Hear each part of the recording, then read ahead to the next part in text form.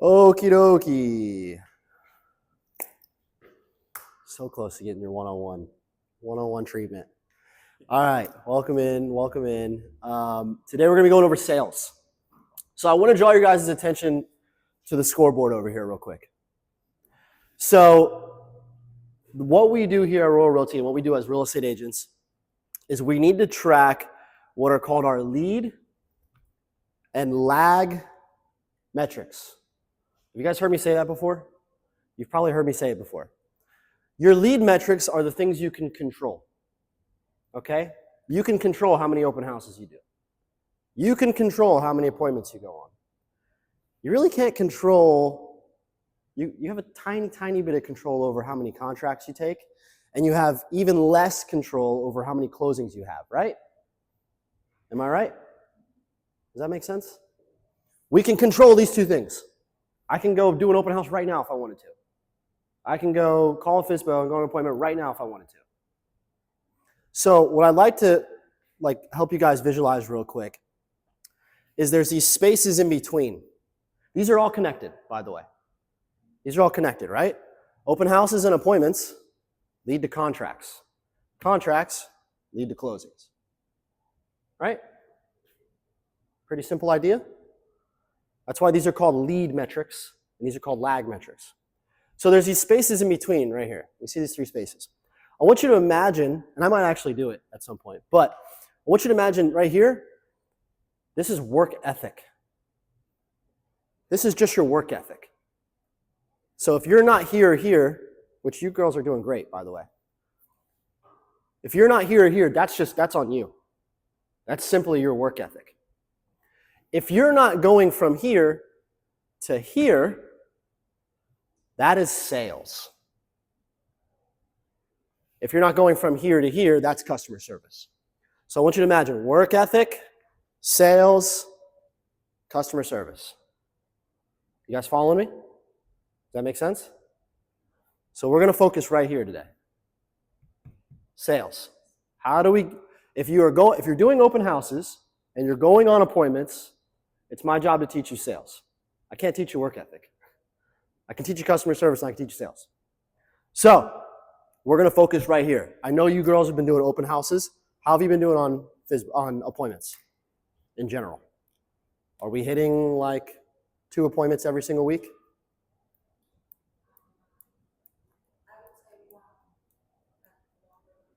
Okay. It's not terrible. It's better than some. But 1 a week is maybe not quite enough opportunity to know if you're good at sales or not, right? Because we'll know if you're going on 10 appointments a week, we'll know within the first week if you're good at sales, right? Because that's enough opportunity to go either I suck at sales or I didn't do enough appointments. Because you might be great at sales and only go on 1 appointment and still not get a listing, right? But if you're great at sales and you go on 10 appointments, you're probably going to have some contracts. All right. Okay. So let's focus on sales today. Have you guys ever, anybody in this room, even Morgan, anybody in this room ever practiced any type of sales closing techniques before? You have. What's one you remember? Closing techniques, one of the better ones are after you give the potential customer all the benefits of the product you were selling, have a trial close. Trial close, good, yes. Yes, trial close. That's in there. Yeah. We're gonna go over that today. Yeah, good. It's very important trial close. Yes, very good. Good, so what I want you guys to do after today is you're gonna take these closing, I'm literally gonna teach you closing techniques, different types of closes. A-B close, which you've definitely heard before. You guys remember A-B close? Cool, use your brains. Let's fire it up, fire it up. I know you're just hearing me and it's going in one ear and out the other. A-B close. Remember, don't give them a yes or a no answer. Give them, when would be a better time for me to come by, today or tomorrow? Remember, that's the A-B close. The brain likes to make decisions. It does not like to necessarily be sold something, right? Okay. All right, so what I want you guys to do today is take these closing techniques that we practice, and I want you to Practice them by yourself. I want you to start getting better at sales. Go on YouTube, watch a sales video on how to get better at sales. It's important. It's the step in the middle that gets you from work ethic to the things that actually make money. All right, what are some objections that you guys hear out there in the workplace? What are we hearing?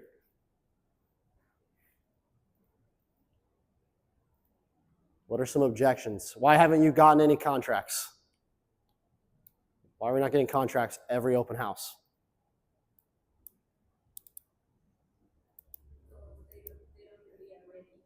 Oh, they don't think they're ready? They need more time? Okay. Timing objection?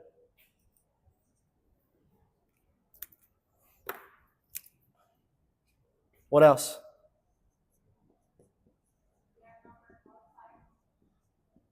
Okay. Timing. Financing. What else?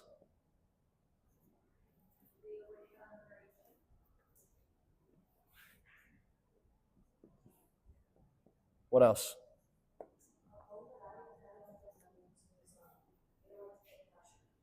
They don't want.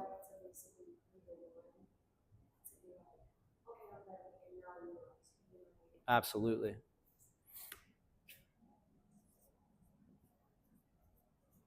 Pressure. Anything else? What else are we hearing? You guys, I'm sure, will think of more. So those are just some of the objections. Now, handling objections is part of being a good closer. But what I want you guys to do right now, let's go over the psychology. So we can apply these closing techniques to everybody: FSBOs, buyers, sellers, recruiting. You can apply this to life in general. Closing is all about how you ask questions, how you respond to hesitation, and how you guide people to make a decision. So that's what we want, right? We want these people to make a decision one way or another. Okay, so let's get to the first one. The first one we're going to go over is the assumptive close. Anybody have any idea what the assumptive close might mean? Pretty good assumption by you.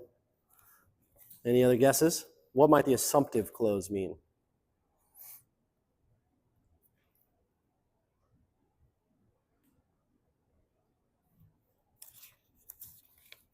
You assume that you have answered all their objections and any questions they have, and they are ready to buy. You assume that, and again, ask for the business. That's it. It's that simple. It's pretty much as simple as it sounds, right? We're assuming that they've made the right decision to work with us, and we operate as such. So what it sounds like, for you, you would say things like, when should we start? When would you like to move forward? Let's take care of this next step. You use this when they're nodding, when they're asking logistical questions. The best time to use this is when you really feel like they're actually on board with what you're saying. Sometimes we can talk ourselves out of a deal. You have somebody and they're in agreement with you and they're nodding their head and they're asking the right questions to you and you've got them and everything has gone smooth, and then you get nervous because you don't know how to close. Who's been there? I've been there so many times. Especially when I first started real estate, I didn't even know what closing was. I would go, well, you guys call me when you're ready, and I'd leave the house. There's so many more listings I could have gotten. If I'd have just taken a little bit of time, or if somebody would have taught me sales, so much more business I could have done. So, the assumptive close is exactly what it sounds like. We're assuming that we have the sale. So if you're getting good vibes, assume you have the sale and ask questions and close as if you already do. Does that make sense? So, an example, you are with a for sale by owner, and you call them the first day, as we do, right? We always call them the newest ones every day, and they answer the phone, and it's a really pleasant conversation. Okay, you have a really pleasant conversation. They're a nice person. You go to that, you set up the appointment with an A-B close, right? What works better for you, today or tomorrow, for me to stop by to take a quick tour of the home? You go to the house tomorrow, everything goes great. You take a tour of the property, you build some rapport, make a connection, you ask them a bunch of questions about what they want and they need, and then everything goes smooth the entire time. And at the end, you say, well, it sounds to me like we would be a good fit for each other. I would love to get this process started. Are you ready to do that by signing the paperwork today? Or how about let's get the paperwork started today. That way we can get the photos done on Friday. It's pretty assumptive, right? Let's get the paperwork started today so we can get the photos done by Friday. How does that work for you? It's a little like we're not asking them, do they want to do this? We're assuming they want to do this. So we're setting up the framework of the close, assuming they've already said yes. Got it? You guys have some notes there. Make sure you're using the notes. Okay, that leads us to our next one, which we speak about this one all the time, the A-B close. You're replacing yes or no with two forward-moving options. We're replacing yes or no with two. So we might ask, what's an example of a yes or a no close?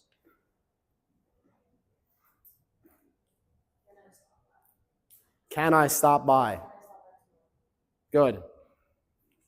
Can I stop by? That's a yes or a no, right? Do you want to list your house with me? It's a yes or a no. What's another yes or a no close? Are you available today? Yes. What else? It can be any situation. FSBOs, buyers, whatever. Are you ready to sell your house? It's a yes or a no. What else? Are you ready to buy a house? Yes or no. You're at an open house and somebody comes in and you have a great conversation and everything goes great. You figure out their wants and their needs, right? You walk them through the house, you build a lot of rapport, and at the end of it, they're getting ready to leave. What's a yes or a no question you might ask them? What's the goal of every person who comes into your open house? That's a yes or a no question. Yep, good job. It just got here too. Look at that. What? Do you want to buy this house? That's definitely a yes or a no question. What's the goal of for every person who comes to your open house? What's the first next step in the process? How soon you would like to buy? That's not a yes or a no question, but that is a question that we could ask. What I was thinking was yes and no. What did it say? No. Either you have them start talking and say, how soon would you like to buy? That is basically you assuming they're going to buy that. They may answer. Okay. Well, let me stop you there. So we don't want to ask yes, we want to avoid yes or no questions. So what I'm trying to get you guys to do is understand where you've been asking yes or no questions in the past, and we're going to replace those with A-B questions. When a buyer comes into your open house, you should be closing them for the next step, not just letting them walk out and say, call me when you're ready to buy. Who's done that? Who said, okay guys, have a great day, and let them leave? I have so many times. And then I learned how to be good at sales, well, at least okay at sales. When someone's at your open house, the goal is to what, guys? What's the next step? The next step is to get them to buy the house right then and there? No, the goal is to set the next appointment with them. Right? Whether that's a phone call, or for them to stop by the office, or for them to go see houses. The goal is always the next appointment. You're not going to close somebody at an open house right then and there. I'm not going to get you to buy this house. I mean, that's, 99.9% of the time, that's not going to happen. Your goal with somebody when they come into your open house is to build rapport with them, find out what their wants and their needs are, and then set up the next conversation before they leave. I'm going to get into that later. I've seen a big problem here. We don't know what to do with open house guests. Okay, so we've pinpointed some of the places where we already are asking yes or no questions. Instead of asking them, hey, would it be all right if I call you later today at 5 to show you the houses that I found that match what you told me you're looking for? What's something else we could ask? An A-B close. There you go. Yep. What time works better for you? This time or that time? I can call you at 5 o'clock tonight, or would 8 o'clock tonight be better? What works better for you? I work 24/7, so I don't care. All right? What's some other A-B closes that we can use? So we talk about the open houses. What about a for sale by owner phone call? At the end of the phone call, what can we say? No. That's a yes or a no question, right? If I can say yes or no, not a good close. There you go. Perfect. Yes. Both options work for you, right? Both options that you give them are moving the sale further along in the process. That's how we want to think. We don't want yes or no's. We want A-B closes everywhere you can. That's the easiest one to remember. That is the easiest close to practice and remember. So, number 2 is the A-B close. Make sure you guys are writing these notes down because I want you to go home and I want you to start getting better at sales. Thomas, I want you to imagine when you look at this board, these two things, there's a space in between each section here, right? In between each scorecard. This one right here, imagine it says work ethic. So these two are your work ethic.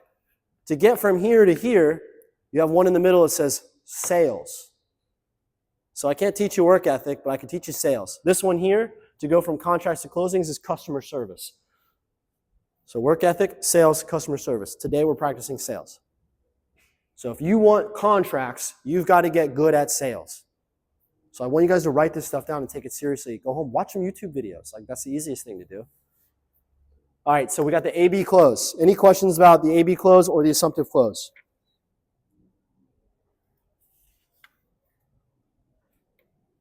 No questions?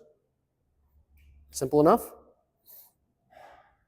All right, the next one is the summary close. The summary close. Any idea what this might be? No wrong answers. Shout it out. What do you guys think the summary close might be? This is not really a tricky thing, guys, like the assumptive close, the summary close. Basically, you kind of summarize what you have talked about that particular situation, and then again try to close at that time after summarizing. It's literally that simple. Good. The summary close is exactly what it sounds like. So when you're sitting across from somebody and you're trying to get them to take the next step, sometimes you get lost in the weeds, right? You're going to go into details, you're going to answer specific questions.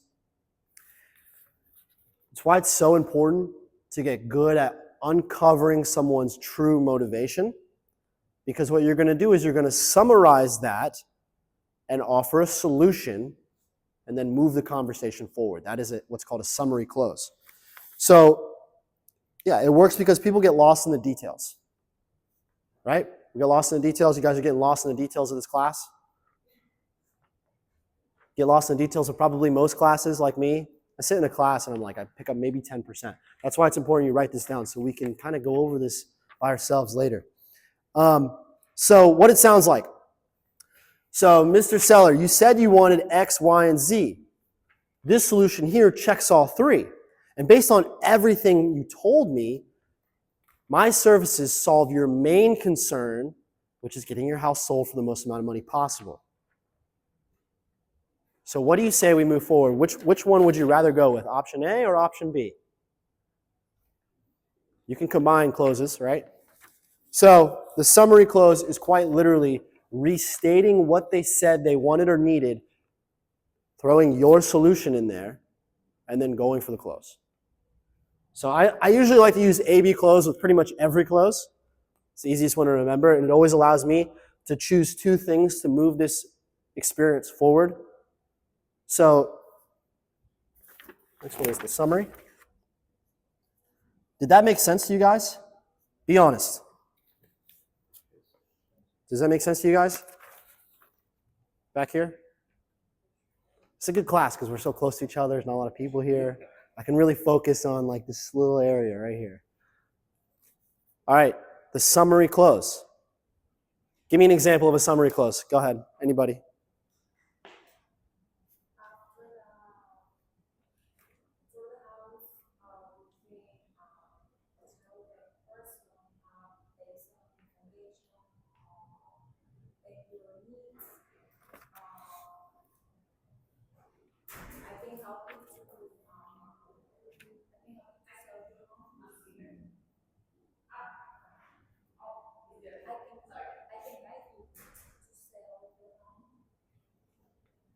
Am I still recording?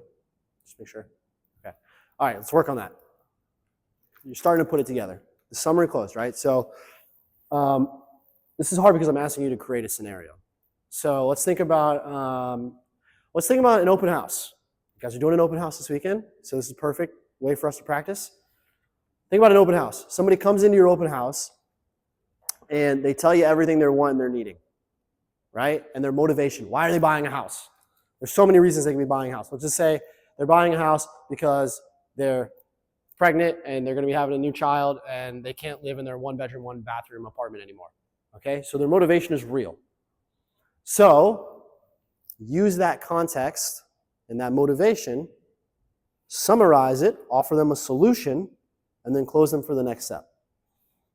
That sounds like a lot more than what it actually is, right? So it could be as simple as, hey, I know that you said you can no longer stay in that 1-bedroom, 1-bathroom apartment. This home here is a great, it's big, 3-bedroom, 2-bathroom home. I'm assuming something like this would be exactly what you're looking for. I could show you more houses like this one this week. When would be a better time for us to go see it? Monday or Tuesday? We're just using what they said, offering a solution. I'm sorry, not the assumptive, the summary clause. We're summarizing what they said. That's simple. Summarizing, solution, and then I always mix an A-B clause in there. Try it again. What you got? So I'm an open house. I'll give you the context this time. I'm an open house guest. I come in and, I really want to move to St. Cloud.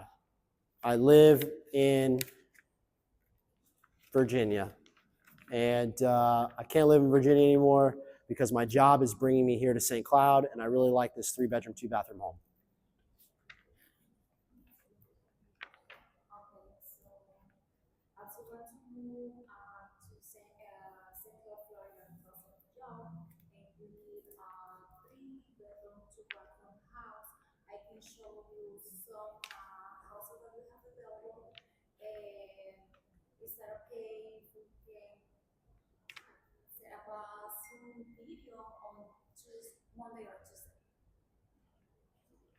It's close. There you go. There you go. A-B close at the end. Good. Good job. I know it's tough. Remember, you need to offer a solution. So we need to be thinking, so here's what they said they wanted. What is my solution? That was really good. Good job. Any questions about the summary close? So summary close. Okay, so we already said the FSBO one. We said the open house one. I'm trying to think. Okay. Expired listing. Okay. You got an expired listing that you're dealing with, and the person recently had a really rough time with a real estate agent, but they really need to sell their house fast. Okay. They really need to sell their house fast because they're about to get foreclosed on. They want to avoid getting foreclosed on. So what I would say to that person is, Mr. Seller, I know that you recently went through a tough time with the last sale and were unsuccessful at getting it sold, and that you need to sell it quickly before, let's just say, what's today? Today is February 6th, 5th? Yes. The 6th? You need to sell it before, you need to have a contract before March. So my solution to you, Mr. Seller, is that we get this listed this week. We put it for a good price with all of my marketing and everything that I do.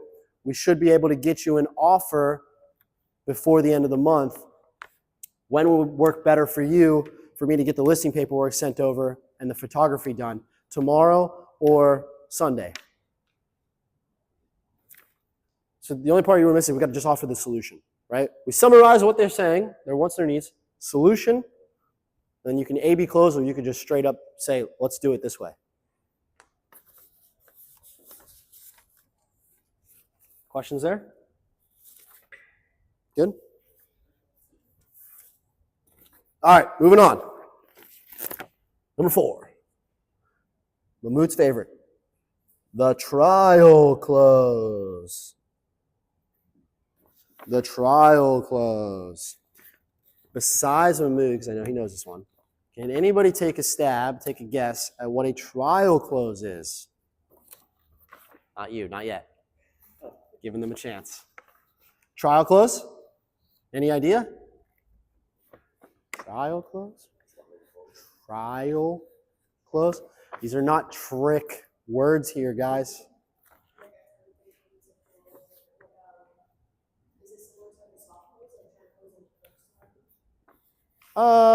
It's not a bad guess. It's not a bad guess. All right, Mahmoud, help us out. What's a trial close?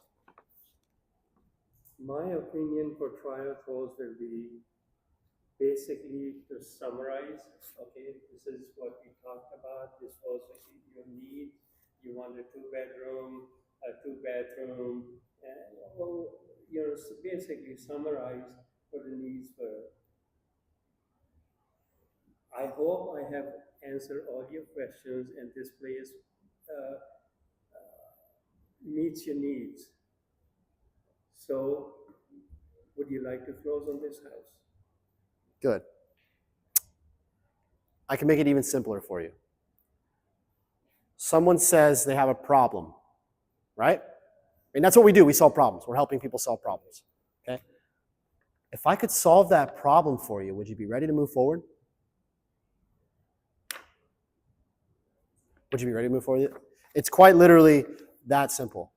If I could solve this for you, would you want to get this listed this week? That's a trial close.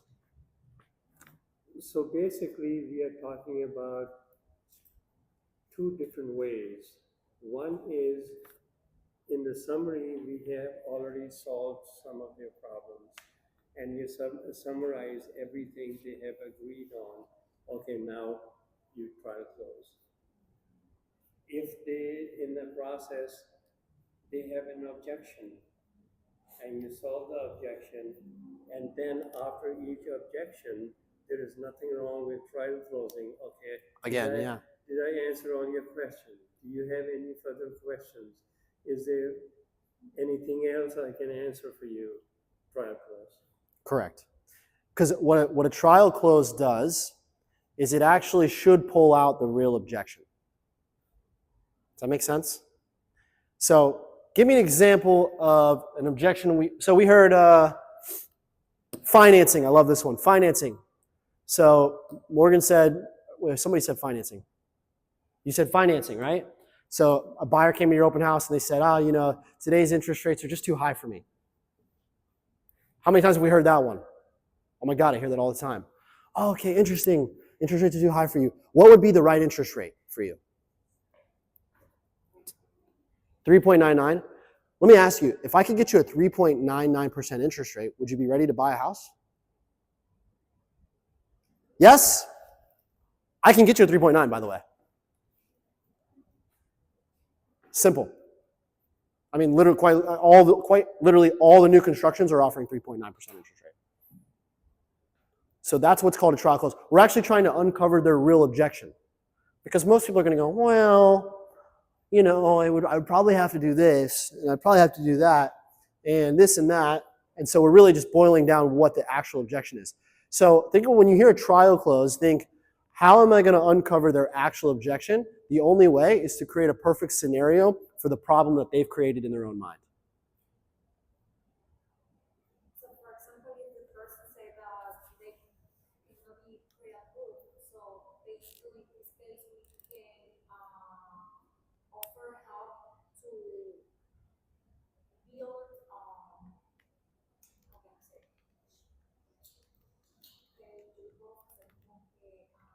Well, we can't. We're not magicians. I can't.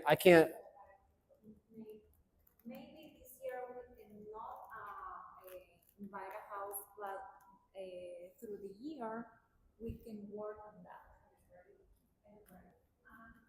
Yeah. Well, obviously, we can't pre-approve somebody if they're not pre-approved. But if somebody comes in and says, I tried to get pre-approved 6 months ago, I don't think I can get pre-approved. Oh, if I could get you, this is the close, right? If I could get you pre-approved, would you be ready to start the process of buying a home this week? Or would you want to go, you obviously don't want to necessarily ask a yes or no question. But the idea is, if I could solve this problem for you, would you then be ready? If I could solve this problem for you, would you want to list your home?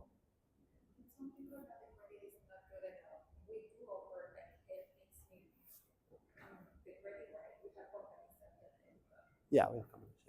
Yeah. So someone says, my credit's not good enough. Well, if I could help you get your credit fixed by summer, and we could get you pre-approved, would you be ready to would you want to start the process of looking at homes, in the next couple of months if we could get that fixed for you?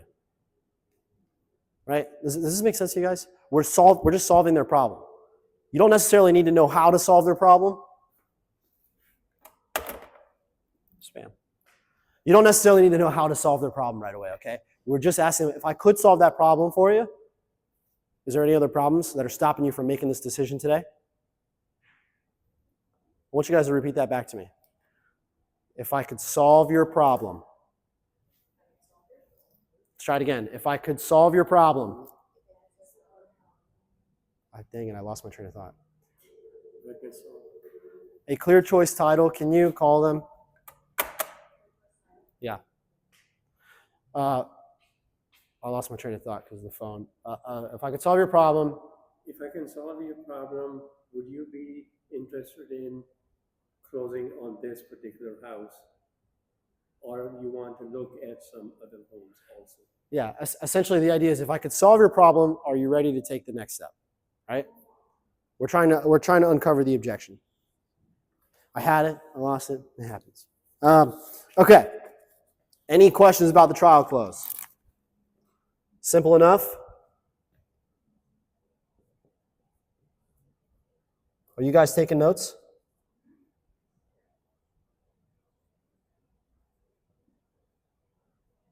Don't judge me on my spelling. Summarize. Solution. A, B. This or that. Assumptive. Assume. Yes.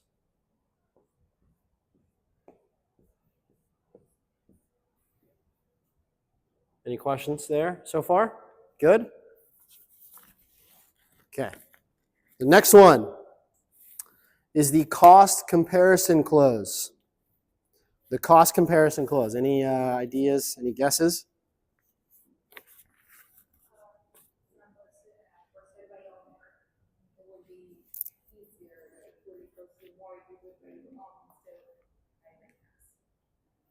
Yeah, what's it going to cost a seller to sell on their own rather than list with an agent? How much time, stress? Absolutely good points. What else? Actual money. Do you remember the statistic? What is it? 23% on average. For sell by owners who sell on their own, sell for 23% less on average than when they list with an agent. You just need to have some confidence to be able to explain that to them. So the cost comparison approach, or cost comparison clause, is quite literally the way it sounds. We're telling them, here's what it's going to cost you if this goes the wrong way. Whatever that might be. It could be so many different situations. You're reframing price against loss, risk, or missed opportunity. The truth of human psychology is people are much more motivated to do something because of fear of loss rather than the excitement of gaining something. Unfortunately, I mean, that's just how we're hardwired. People are much more afraid to lose something than they are excited to gain something. You'll be able to get people to move based on the thought of losing out.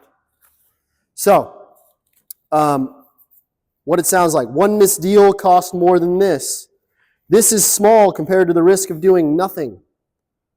When do we use this? With price objections or fear-based hesitation. Let's think of an example. Okay. Easy example. You're at an open house and it's going really well and there's 20 people that come into your open house and somebody comes in and they really like the house. And they want to make an offer, but they have some reason not to. You know, they need to think about it. What would be a cost comparison close there? They really love this house and they tell you, I have to have this house, I need this house, but you know, I've got to fly out of town and I'll be back next week to make an offer.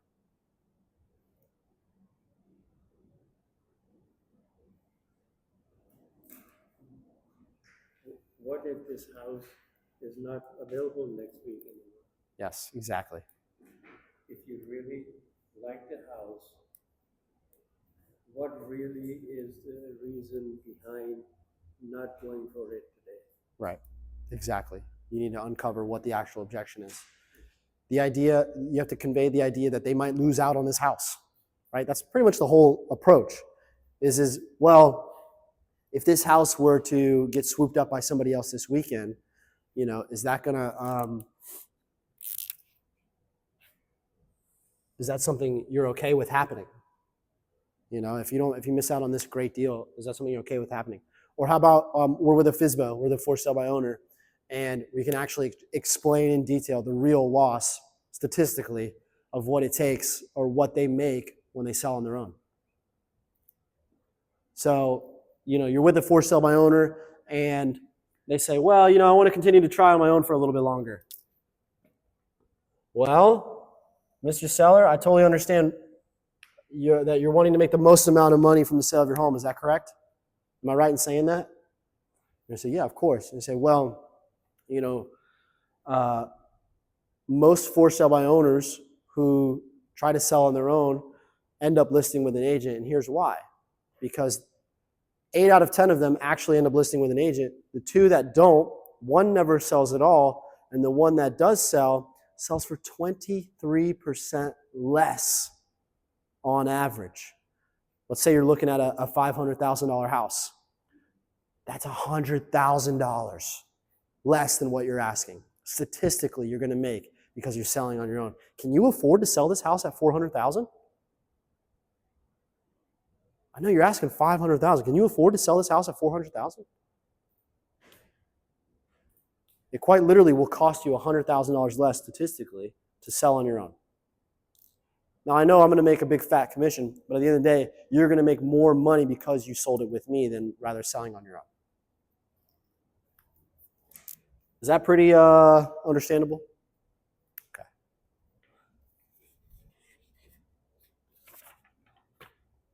The now or never. Oh, the last one was the cost comparison. Number 6. The now or never. Somebody take a guess.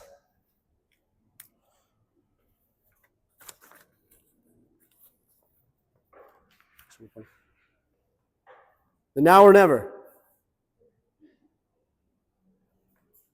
Why do we want someone to do something now rather than later? So they don't miss the opportunity, and so you don't miss the opportunity, right? We want to create urgency. Good salespeople know how to create urgency. You guys ever heard of that before? The word urgency? We want to create urgency. So, Like, okay, you ever been shopping for something and it's like, now until midnight, get this for half off. What does that make you do? Yeah, we go, oh crap, I only have till midnight to do this. This is that now or never. They're closing you, by the way. You're being closed and sold everywhere you go all the time. So you know what? Might as well learn how to close and sold everywhere you go. Close and sell. Because you are being closed and sold everywhere you go. So things like this opportunity won't be available later. Or if this matters, timing matters. You know, right now, one of the now or never urgency closings that I'm using is beat, when I'm talking to sellers, you guys know I'm heavy on listings. When I'm talking to sellers, I'm telling them right now what you want to do, Mr. and Mrs. Seller. This is the perfect time to sell this month because you actually want to beat the spring market. I'll go, what do you think? I'll ask somebody, I'll say, what have you heard about the spring market? And everybody goes, oh, I heard that's a good time to buy. And I go, yeah, why do you think that is? Why do you guys think that is? Why is it a good time to buy? You guys need to tap in. Huh? There wasn't a trick question. Well, it's always a good time to buy? I love the way you think. But no, the reason why they say that is because a lot of people list their house in the spring. Right? Everybody's kind of waiting till after Christmas, after the holidays. A lot of people list their house in the spring. So what am I telling sellers? I'm telling them right now, February, right now. And I said it in January too. I've also said it in December. But right now is the best month to sell your home because the truth is a bunch of people are going to list their home come March, April, the spring market, the infamous spring market. So let me ask you, Mr. Seller, would you rather have your home listed when there's less homes for sale or more homes for sale? What would you guys rather do if you own a home? What would you rather do if you're selling your home? You'd rather sell it when there's less supply, right? Simple supply and demand. When there's less supply, usually prices go up because demand is up. So that is a now or never tactic that I've been using kind of subconsciously because I'm creating urgency. I'm saying you want to do it right now because next month a bunch of people are going to list their home for sale. So what do you say? Why don't we schedule photos for Friday, or would Saturday work better for you? The now or never. Someone else give me an example. What's a possible now or never? Where's it somewhere you can create urgency? Give me anything. It doesn't have to be perfectly laid out. Just tell me you want to. Huh? Interest rates? Good. Yeah. I mean, you could spin it like, right? You could say interest rates are down from the last 2 years. We don't know what's going to happen. They might go up. They could go down, but they might also go up. Now is a great time. I don't know. Yeah, it was good. Good starting point. What else?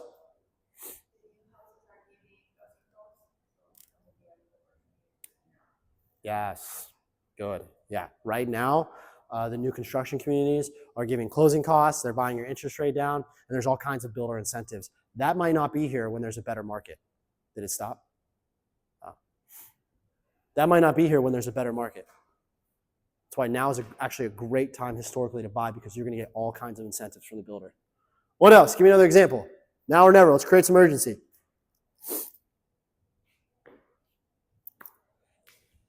I like this one. I do a little discount commission. When I'm talking to a seller, I'll say, yeah, inventory's kind of down right now. So one of the things that we're doing in our office is we are, now until the end of the month, we're doing 0.5% off our listing fee services. But only this month. And then it's back up to 7%. Right now it's only 6.5%. Right? Did I create some urgency? I mean, come on, we're getting sold all the time, guys. You might as well learn how to sell. Everywhere you go, you're getting, it says $99, and then I draw a line through it, and it's actually only $49 for a limited time. Bull crap. Right? Oh, buy 2, get 1 free for the price of 5. How about that? Come on, you're getting sold everywhere you go. We got to start thinking like this. How do we sell? All right, that's the now or never by creating urgency. Urgency. Does that make sense? Cost comparison. Cost of failing. Any questions?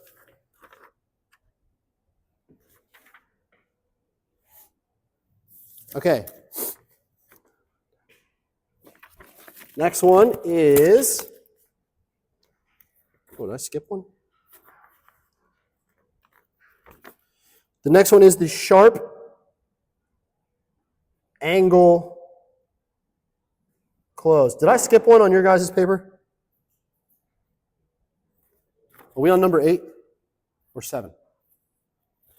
Sharp angle close. Did I miss any? We've been writing everything down, right? You guys been writing everything down?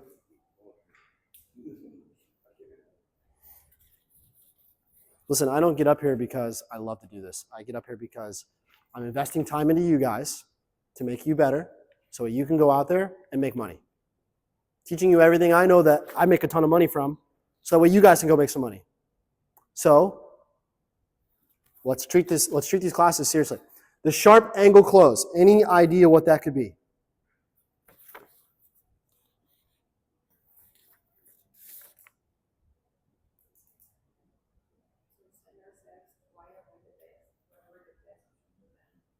I like that.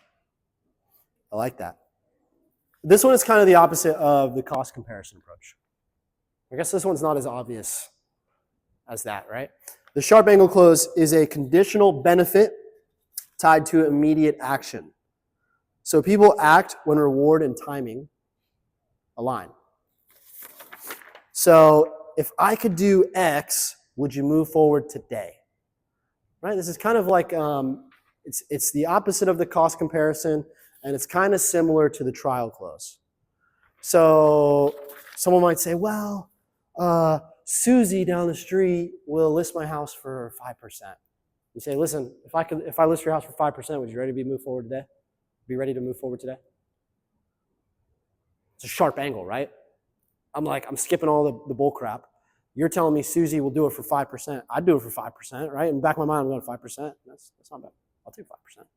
I'll take 3. I'll give 2 to the buyer's agent, right? So my sharp angle close is, hey, it's something you're mentioning. Why don't I just use it against you? So, Susie will do it for 5. If I could do it for 5, would you be ready to move forward today? I have a question. In the classes, when you're going to the real estate classes and stuff, they always tell you to discuss it with your broker. You guys are free to do whatever commission. You want to do it for a 0.025%, go for it. Yeah, but that affects your... Obviously, I want you guys to make more money. I want to make more money too. But there's no limit on what you... Here's what I recommend. If you want to, you could tell people your broker doesn't let you do less than 4%. But truthfully, you could do whatever you want to do. You want to list it for $500? Go for it. But policy is 4%, if you want it to be. Does that make sense? On this subject, I believe this will be a good thing to bring it up. I received an email from Rocket Mortgage yesterday regarding Rocket Mortgage combining with Redfin. Okay. And they are about to advertise on Super Bowl Sunday the Nice. combination and charging less for selling your home and so on and so on. How do we, in this situation, how do we deal with that? So you're interviewing with a seller and they say, well, I looked online and Rocketfin is gonna sell my house for 1%, something like that. That's something one. Yeah, there are so many brokerages that already do that. I mean, it's at the end of the day, discounting your commission is a race to the bottom. It's a race to the bottom. Do you want to race to the bottom? Hey, I totally understand, wanting to make the most amount of money from the sale of your home, right? That's the whole point. Yeah, if you truly believe that, you can sell it. Yeah, and this is why it's good to be good at sales. Good salespeople make more money. Does that make sense? It's not really counterintuitive, is it? Good salespeople make more money. So maybe it makes sense for us to get good at sales.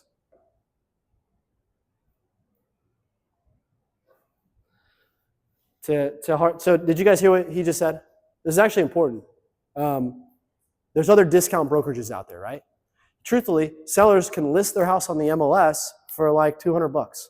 I think even less, right? But what is it that we bring to the table?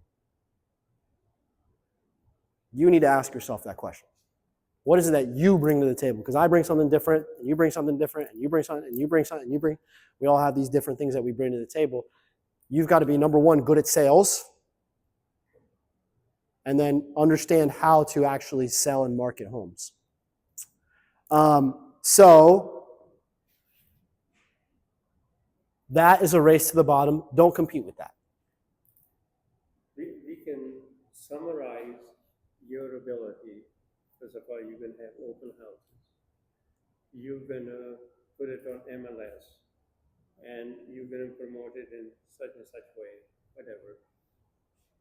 That's part of my learning and training from experts like you. Absolutely. One of the things I'll show you is the listing presentation. Have you seen that yet? Okay, I'll show it to you after this. The listing presentation does a really good job at showing all the things we're going to do. So all the things we're going to do, my services are worth a lot more. You're going to sell it faster. You're going to get a good price. What is good for you? Yep. I love to tell this story. I mean, it's kind of a simple idea, right? The more you put into something, usually the more you get out. Like when you invest in something and you work really hard, you're going to get more out of it, right? It's kind of a simple idea, right? And so that's how you just got to. I'll show you the listing presentation afterwards. Let's get through this. The sharp angle close, pretty simple. Somebody give me an example. So remember, sharp angle close. I said, hey, Susie down the street, we'll do it for 5%. That's what the seller says to you. Okay, if I do it for 5%, are you ready to move forward today? That's a sharp angle close. So somebody else, give me an example of a sharp angle close. A conditional objection that you can go, hey, if I solve that objection, you ready to start this process? Give me something.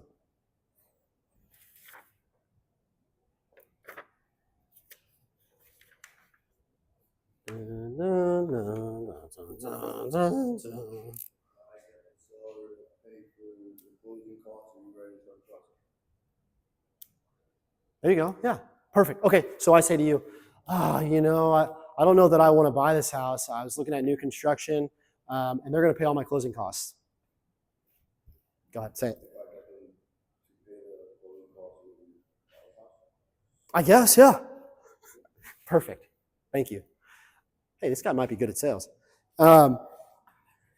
So exactly, right? So here, I'll create the scenario. So I'll start in the back room. I haven't seen a lot of, I don't know that I'm ready to buy. I haven't seen a lot of 3-bedroom, 2 bathrooms under $350,000 in St. Cloud.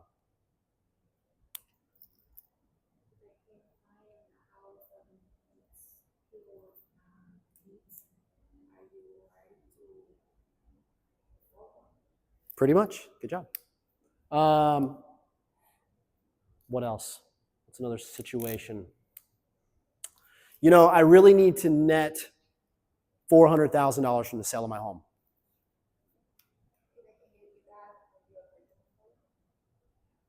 Good. You already said yours.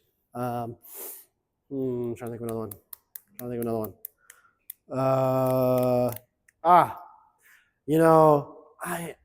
I'm going to test you here a little bit. Sorry. I don't know that I like that you're showing me a house. I'm a buyer. Okay.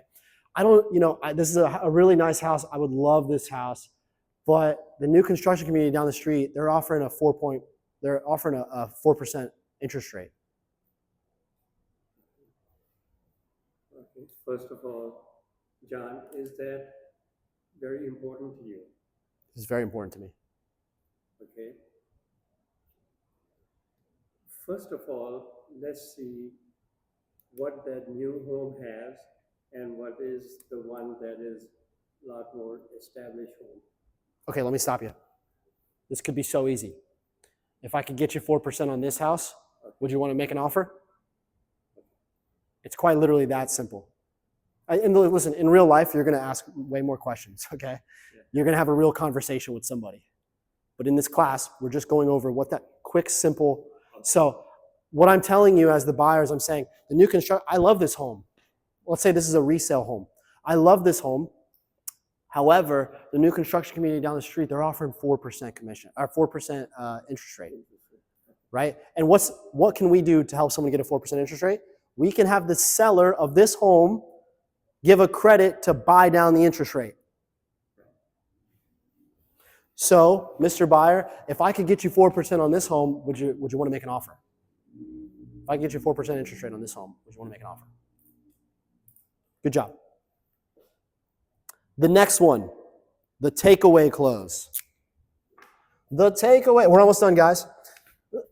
I have to get short here.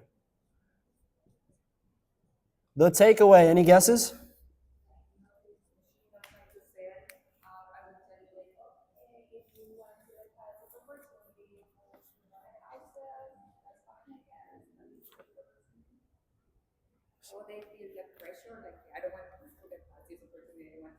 Exactly. Yes. You remove availability to increase desire. You remove availability to increase desire. So, is it true? Let me ask you guys, is it true that most people want what feels exclusive? Do you want what everyone can have? Who here is going to McDonald's after this class? I mean, I'm sorry, I don't judge, but you know. This might not be the right fit, or not everyone is ready for this, giant commitment. Like you say things that kind of like seem like this thing that we're talking about is something that's exclusive, right? And they have this, the reality is they have this opportunity and they could do this, but not everyone can, not everyone does. And what that does in their mind is it creates this exclusivity of whatever you're trying to sell them. So maybe that's, maybe that's using you to sell their home, or maybe it's buying a house in general, right? How many people own home? Most people don't own homes. Most people don't own homes. So I would say that's a pretty exclusive group, right? Comparatively. So you could say something like, you know what? You're talking to a buyer and maybe they have some hesitation and you go, listen, not everyone is ready for this big step. This is one of the biggest things you'll do in your life. Not everyone's ready for this. Not everyone can be homeowners. Some people have to rent, right? They're going to go, I don't want to rent. I want to be everybody else. Takeaway. So we're kind of playing, hard to get a little bit. All right, let's wrap this up. What I want you guys to do. Well, here's the truth. Good closers, they're going to stack closing techniques. You're not going to just use one closing technique for the most part. There might be points in time where all you need is an A-B close. But the reality is you're probably going to use most of these closes, and then you're going to use an assumptive close on top of it. Or you're going to use an A-B close on top of it. Or you're going to use a trial close on top of it. So you got to learn how to stack different closing techniques. This is, what's so great about our business, about sales in our business, is the objections are so predictable. This is why I love for sale by owners, because it's always the same 2 or 3 objections, right? It's always, I don't want to pay a commission, I don't trust real estate agents, or I already know somebody. Usually all objections about for sale by owners boil down to I don't want to pay a commission, which is actually, when someone says I don't want to pay a commission, what do they really mean? Speak louder. What? Do they want to save money? They don't want to lose money. What is it they really want? They want to make the most amount of money they possibly can on the sale of their house. What's the truth? They want a certain amount of money to get out of that house after they sell it. That's right. That's the bottom line. Yep. Well, the truth is they will make more money statistically using a realtor. That's just stats, facts, okay? So as long as we're confident, we know how to do sales, or practice a listing presentation, we go on enough opportunities 1 a week is better than most, but you could do more. I know you can. If you go on enough opportunities, you're gonna get listings. If you know how to be, if you're good at sales, if you practice sales, you practice the listing presentations, and you set yourself up on enough opportunities, you're gonna have listings. And listings are the name of the game. What I want you guys to do is we are going to group up. Oh, look at that, even numbers, perfect. Groups of 2. One of you is going to be the agent.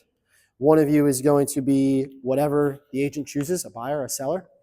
And you're going to role play a scenario where you use one of these closing techniques. Cool? And then I want you to judge. Whoever the non-agent is, you're going to judge the other person's use of that closing technique. Cool? Do we have a sheet in front of us? Does it show that section on there? So we're not explaining. We're not going into huge detail. Remember, the simpler you can make it, the better salesperson you are. So let's go ahead and do that. Let's group up. And actually, I want you guys to split up. Just make it uncomfortable. Let's split up. Let's mix it around. And we're going to go 90 seconds each. Okay? I'm going to set a timer. Can you set a timer for me, please?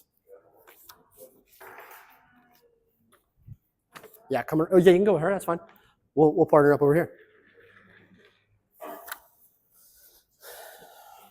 Morgan, can you hit the camera?